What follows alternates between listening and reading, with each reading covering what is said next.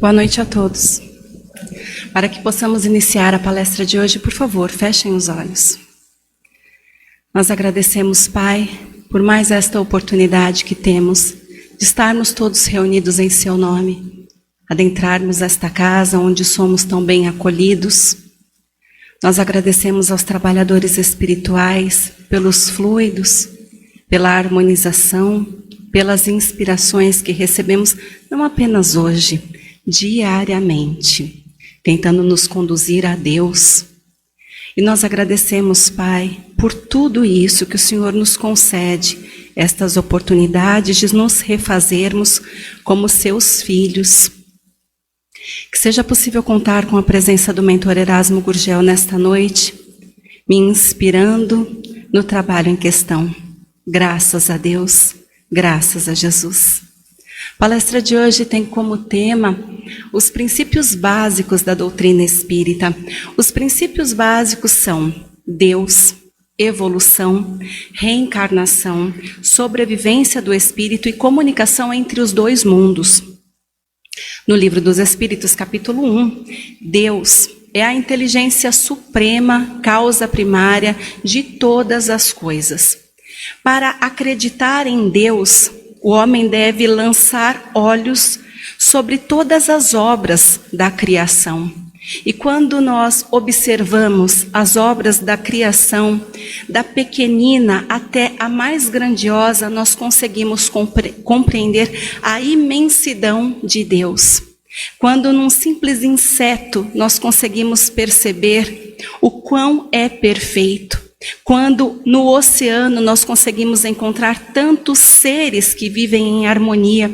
Quando no corpo humano, eu que sou da área da saúde, fico fascinada por cada célula, como elas podem reagir perfeitamente, construindo órgãos e sistemas inteiros.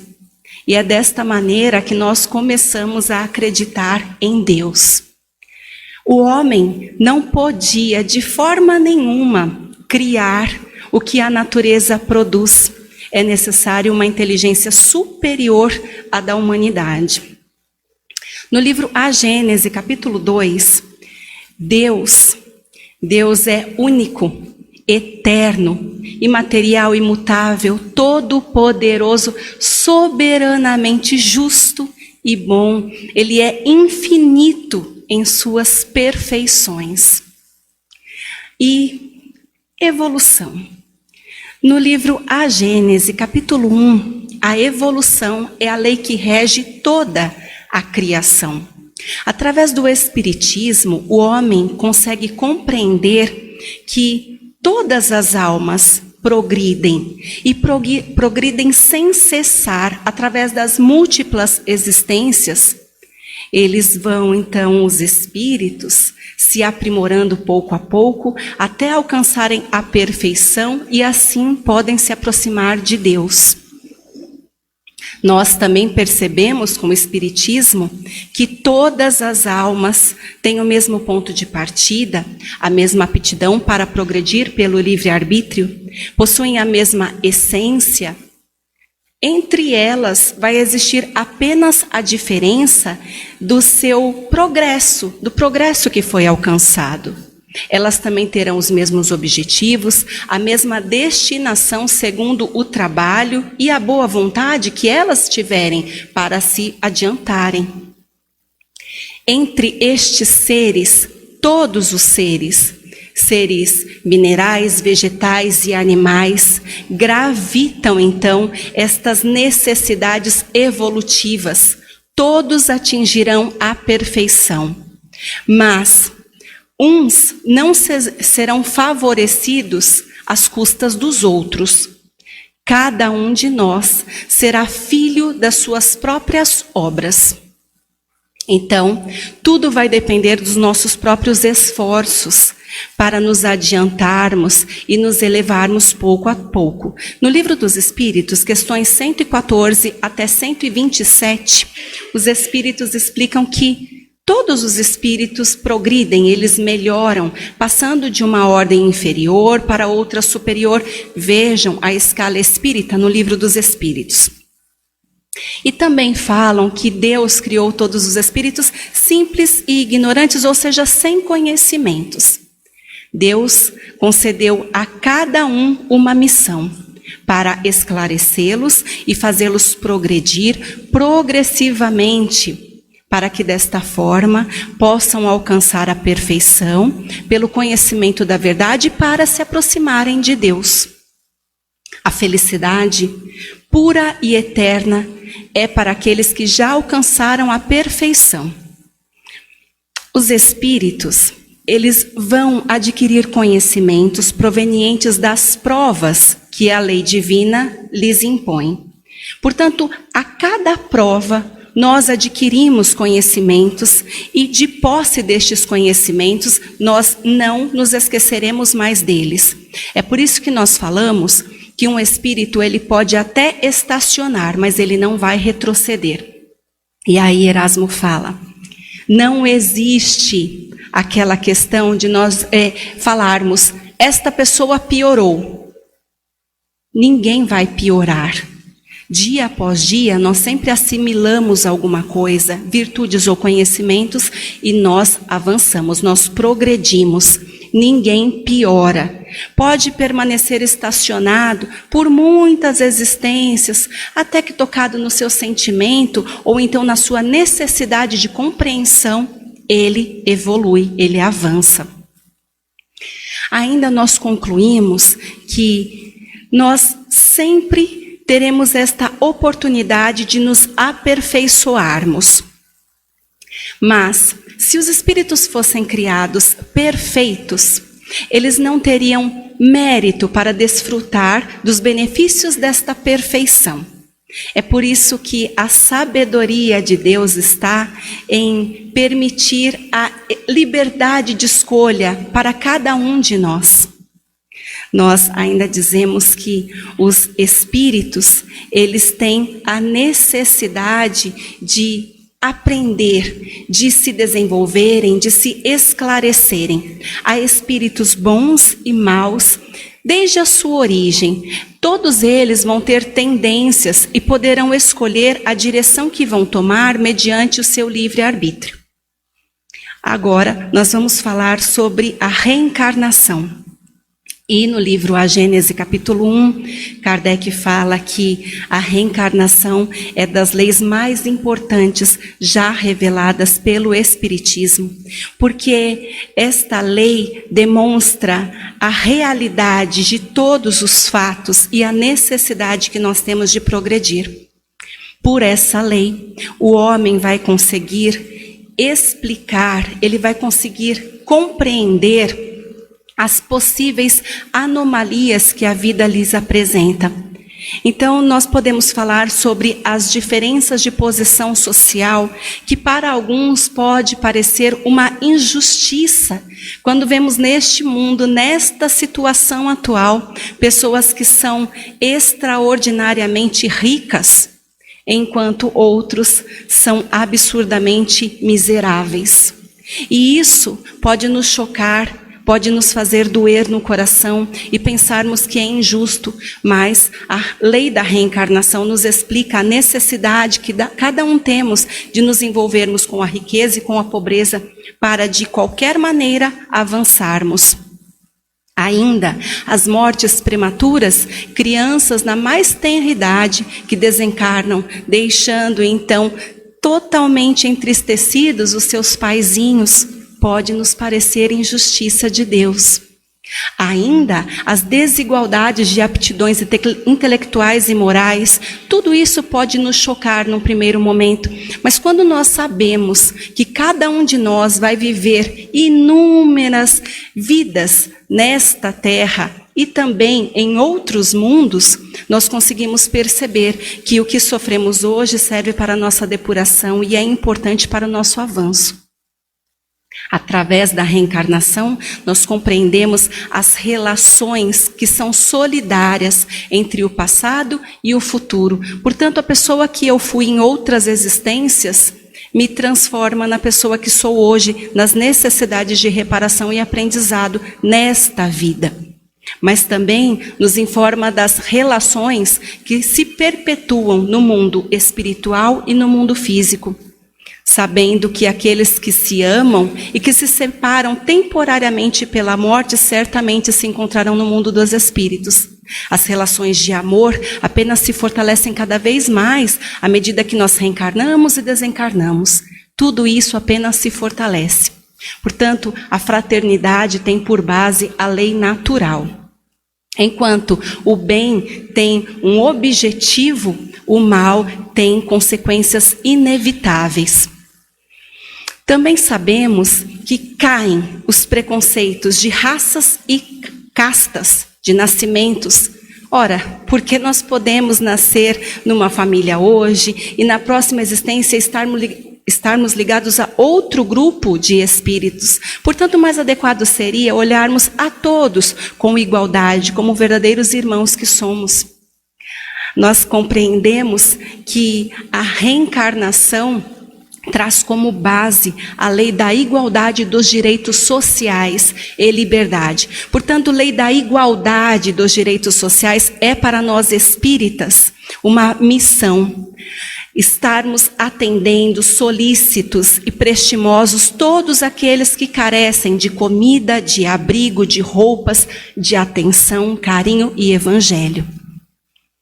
Nós ainda percebemos com a reencarnação que esta necessidade que temos de nos associarmos cada vez mais, depurando mazelas e nos reconciliando, porque é certo para nós, a certeza do futuro para nós é muito válida, de que iremos encontrar aqueles que amamos, rever aqueles que ofendemos. Com isso, todas as nossas ideias mudam. É assim que as pessoas se transformam através destes princípios básicos, desta crença que nós temos, por exemplo, com a reencarnação. No Livro dos Espíritos, questão 132 até 133A, o objetivo da encarnação é que todos os homens alcancem a perfeição. Para uns, missão, para outros, expiação, quando para alcançar a perfeição, o homem deve passar por todas as tribulações da vida corporal, nós dizemos que é uma expiação. Mas também tem por objetivo dar ao espírito, dar ao homem, as condições necessárias para que ele possa atuar também na obra da criação. Para realizá-la, ele deve tomar um corpo num novo mundo. Então isso explica que nós não vivemos apenas no planeta Terra. À medida que nos depuramos, nós avançamos para mundos mais evoluídos. E adentrando estes mundos, nós devemos então tomar um corpo que é apropriado para ele, que tem harmonia com a matéria essencial deste mundo. E assim nós podemos executar as determinações de Deus. É desta forma que ele contribui para a obra geral e também se adianta. Deus quis que numa mesma ação o homem pudesse progredir e se aproximar dele. Portanto, a partir das lutas e tribulações da vida corporal, todos aprendem, todos se adiantam, se instruem. É por isso que mesmo os espíritos que sempre estiveram ligados ao bom caminho têm necessidade de reencarnar. Nós vamos falar sobre a sobrevivência do espírito, o nosso quarto princípio. No livro A Gênese, o Espiritismo estudou as propriedades dos fluidos espirituais e a sua ação sobre a matéria. E o Espiritismo nos demonstra que o corpo fluídico da alma continua existindo, mesmo após a destruição do corpo tangível por ocasião da morte. E os espíritos renascendo, eles trazem as suas imperfeições de outras existências. São os chamados instintos naturais, como, por exemplo, a propensão aos vícios. Em cada existência, o homem pode se aperfeiçoar, ele pode se superar ele pode se redimir pela reparação das suas faltas e também pode progredir à medida que ele vai se despojando de suas imperfeições e também vai assimilando novos conhecimentos, até que, estando suficientemente purificado, ele não tenha mais a necessidade de viver a vida corporal e possa viver exclusivamente da vida espiritual, eterna e feliz. Também o homem renascendo, ele traz as suas qualidades inatas. E é por isso que nós vamos falar que existe sim virtudes originais, assim como existe saber, pecado e vício original. O último item está relacionado à comunicação entre os dois mundos, também no livro A Gênese, capítulo 1.